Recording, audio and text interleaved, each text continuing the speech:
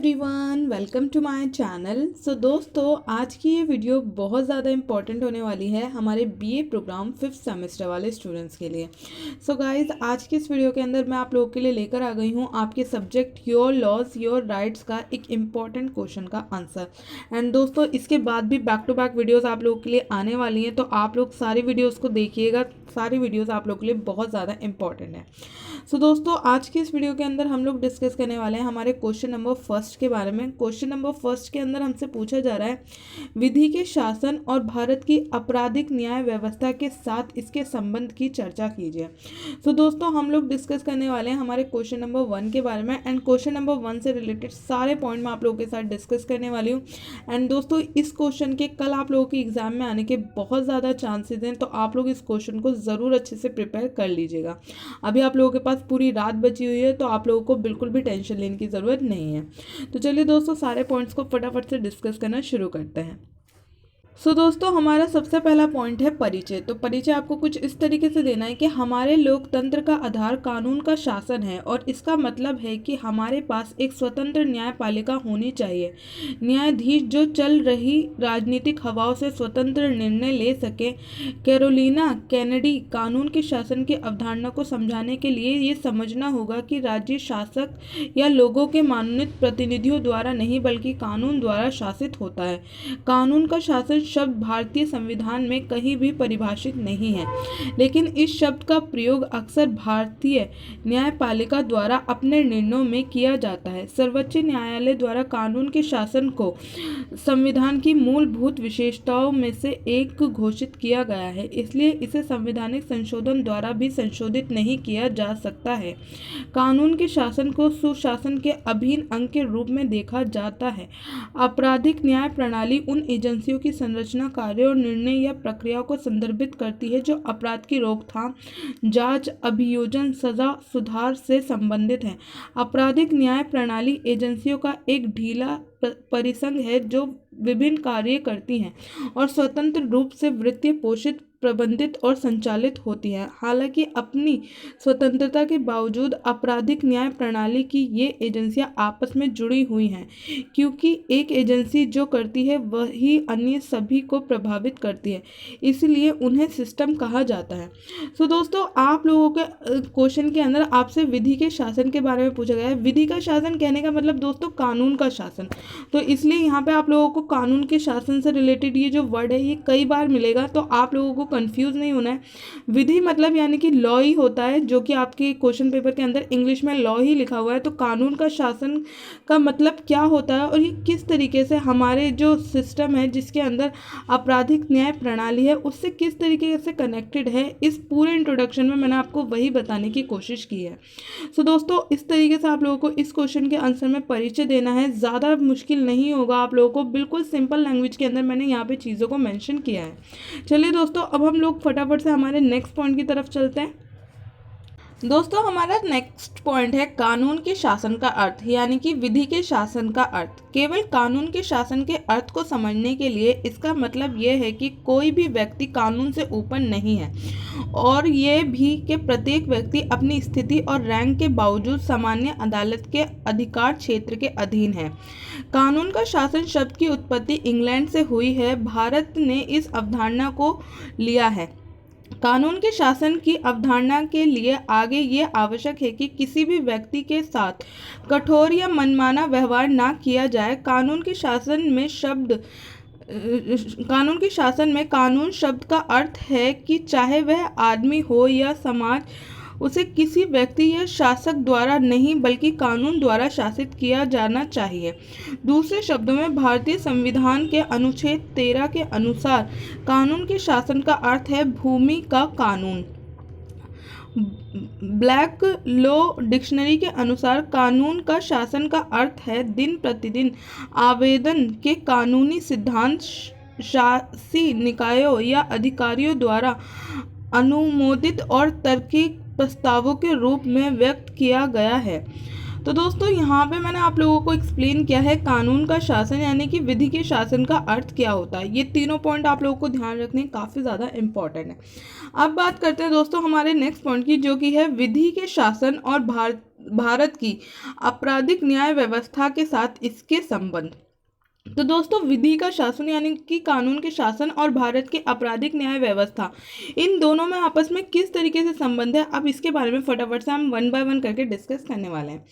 कानून के शासन की अवधारणा के प्रवर्तक जेम्स प्रथम के शासनकाल में मुख्य न्यायाधीश सर एडवर्ड कॉक ने कानून के शासन की अवधारणा पुराने मूल में की है। प्लेटो और अरस्तु जैसे यूनानी दार्शनिकों ने लगभग 350 ईसा पूर्व कानून के शासन की अवधारणा पर चर्चा की। प्लेटो ने लिखा है, जहाँ कानून की अन्य अधिकार के अधीन है और उसका अपना कोई नहीं है, राज्य का पतन मेरे विचार में दूर नहीं है। लेकिन अगर कानून सरकार का मालिक है और सरकार उसकी गुलाम है तो स्थिति अवसरों से भरी हुई है और लोग उन सभी आशीर्वादों का आनंद लेते हैं जो देवता राज्य पर बरसाते हैं। अरस्तु ने लिखा है कि कानून को शासन करना चाहिए, जो सत्ता में है उन्हें कानून का सेवक होना चाहिए। सो दोस्तों पहला पॉइंट तो हमारा ये है, जिसके अंदर बेसिकली पुराने टाइम के अंदर किस तरीके से दार्शनिकों ने कानून के शासन के बारे में बताया, वो बताया गया है। इसी के पॉइंट के अंदर दोस्तों आपको बताया गया है कि एक लोकतांत्रिक देश में संविधान लोगों को कुछ बुनियादी अधिकार और स्वतंत्रता की गारंटी देता है, जबकि अपराध न्यायिक प्रशासन कानून को लागू करने और अपराधियों को दंडित करके उनकी रक्षा करता है। यदि संविधान एक रथ है तो अपराध न्याय प्रणाली के 4 घटक अर्थात पुलिस, बार, न्यायपालिका और सुधार सेवक इसके घोड़े हैं। भारत में एक न्यायपूर्ण समाज की स्थापना के लक्ष्य की और संविधान को आगे बढ़ाने के लिए इन चारों एजेंसियों के समन्वय प्रयास आवश्यक हैं। तो दोस्तों आप लोगों को पहला पॉइंट इस तरीके से ध्यान रखना है, यहाँ पे विधि के शासन और जो हमारे आपराधिक न्याय व्यवस्था दोनों के बारे में डिस्कस किया गया है। जहाँ विधि का शासन हमें ये बताता है कि जो पूरा एक समाज होगा, पूरा एक राज्य होगा, उसके ऊपर किसी एक व्यक्ति का नहीं बल्कि कानून का अधिकार होगा। वहीं जो हमारी आपराधिक न्याय प्रणाली है वो हमें ये बताती है कि अगर कोई भी इस कानून को तोड़ता है या कोई भी ऐसा व्यक्ति है जो इन कानूनों को तोड़कर किसी अन्य व्यक्ति को नुकसान पहुंचाता है, तो ये आपराधिक न्याय प्रणाली के अंतर्गत उसको सजा दी जाएगी और उनके जो कानून बनाए गए हैं उनकी रक्षा की जाएगी। तो दोस्तों इस पॉइंट को आपको ध्यान रखना है। अब बात करते हैं हम हमारे सेकेंड पॉइंट की, जो कि है रूल ऑफ लॉ वाक्यांश की व्युत्पत्ति फ्रांसीसी वाक्यांश लॉ प्रिंसिपे डे लीगलाइट से हुई है, जिसका अर्थ है वैधता का सिद्धांत। इस काव्यांश से ये कानून के सिद्धांत पर आधारित सरकार को संदर्भित करना है, ना कि पुरुषों के। संविधान के मूल सिद्धांतों में से एक कानून का शासन है और ये अवधारणा भारत और अमेरिका दोनों के संविधान में मानक के रूप में है। भारत का संविधान सभा द्वारा तैयार किया गया है, जिसमें प्रांतीय विधान सभाओं के माध्यम से चुने गए सदस्यों और भारतीय रियासतों और मुख्य आयुक्तों के प्रांतों के प्रतिनिधि शामिल थे। संविधान के निर्माता सामाजिक अक्षमताओं को दूर करके और प्रत्येक नागरिक को उसके सर्वगुण विकास के अवसर प्रदान करके एक सामाजिक परिवर्तन लाने के लिए प्रतिबंधित थे। तो दोस्तों ये हो गया हमारा सेकंड पॉइंट आपको इस तरीके से ध्यान रखना है। अब बात करते हैं हमारे थर्ड पॉइंट की, जो कि है कानून के शासन का सिद्धांत प्रशासनिक कानून का संपूर्ण आधार है। जैसा कि अरस्तु ने चर्चा की है कि कानून के शासन की अवधारणा न्याय, निष्पक्षता और समावेशिता के विचार पर आधारित है। आज कानून के शासन में मौलिक विचारों की एक जटिल श्रृंखला शामिल है, जिसमें कानून के समक्ष समानता, सरकार के लिए कानून के समक्ष समान व्यवहार, न्यायपालिका की स्वतंत्रता, प्रशासनिक कानून में स्थिरता, प्रदर्शित और जवाबदेही शामिल है। सो दोस्तों ये हमारा तीसरा पॉइंट है। इसके अंदर ही आगे बताया गया है, इस प्रतिबद्धता का मूल संविधान के भाग 3 और भाग 4 में निहित है, जो लोगों को मौलिक अधिकार और राज्य के नीति निर्देशक सिद्धांतों से संबंधित है। राज्य के नीति निर्देशक सिद्धांतों में संविधान राज्य के हस्तक्षेप के माध्यम से शुरू किए जाने वाले गहन सामाजिक और आर्थिक परिवर्तनों की संकल्पना करता है। अधिकांश मौलिक अधिकार राज्य की मनमानी और पक्षपातपूर्ण कार्रवाई के खिलाफ सुरक्षा है, जबकि कुछ का उद्देश्य निजी नागरिकों के कार्यों के खिलाफ व्यक्ति की रक्षा करना है। उनके प्रवर्तन के उपायों के बिना संवैधानिक अधिकार अभिष्ट उद्देश्य की पूर्ति नहीं करते हैं। तो दोस्तों ये है हमारा 4 पॉइंट। दोस्तों जिस तरीके से मैंने आपको यहाँ पे एक्सप्लेन किया है, आपको इसी तरीके से यहाँ पे ये चीज़ों को लिखना है। इसके अंदर आपको ज़्यादा नहीं सोचना है, क्योंकि यहाँ पे बहुत सारे टेक्निकल वर्ड्स हैं जो आपको शायद समझ ना आए, लेकिन ये क्वेश्चन आप लोगों के लिए बहुत ज़्यादा इम्पॉर्टेंट है। दोस्तों अब बात करते हैं हम हमारे 5th पॉइंट की, जो कि है भारतीय लोकतंत्र को विकसित करने के लिए कानून के शासन ने एक महान भूमिका निभाई है। संविधान के समय निर्माताओं के पास 2 विकल्प थे, अर्थात यूएसए और इंग्लैंड। कुछ प्रावधान संयुक्त राज्य अमेरिका से अपनाए गए हैं, तो उनमें से कुछ इंग्लैंड से अपनाए गए हैं। हमारे संवैधानिक पिताओं द्वारा इंग्लैंड से कानून का शासन अपनाया गया है और भारतीय संविधान में कई प्रावधान शामिल किए गए थे। भारतीय संविधान को सर्वोच्च माना जाता है और कोई भी भारतीय संविधान से ऊपर नहीं है। प्रस्तावना में कानून का शासन भी निहित रूप से दिया गया है और ऐसे अवधारणा भारतीय संविधान के भाग 3 में निहित है।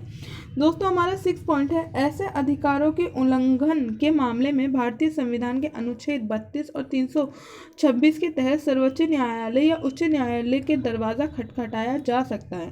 भारत का संविधान कानून के सिद्धांतों यानी न्याय, समानता और स्वतंत्रता से समृद्ध है। केंद्र सरकार या राज्य सरकार द्वारा बनाए गए किसी भी कानून का भारत के संविधान के अनुसार पालन किया जाना चाहिए।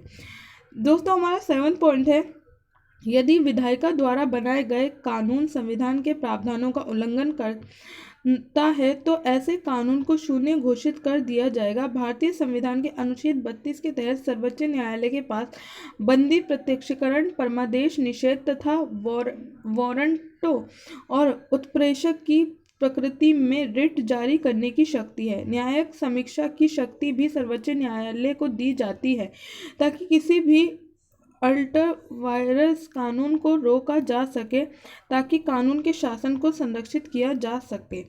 सो दोस्तों ये हमारे 7 पॉइंट हैं, जिनकी हेल्प से आप लोगों को एक्सप्लेन करना है कि किस तरीके से हमारा विधि का शासन और आपराधिक न्याय व्यवस्था में आपस में किस तरीके से संबंध है। तो दोस्तों ये 7 पॉइंट आप लोगों को ध्यान रखने हैं। अब बात करते हैं दोस्तों हम हमारे नेक्स्ट पॉइंट की, जो कि है भारतीय न्यायपालिका की भूमिका। ऐसे कई मामले हैं जहाँ कानून के शासन की अवधारणा पर चर्चा की गई है और प्रकाश में आए हैं। कुछ मामले इस प्रकार हैं।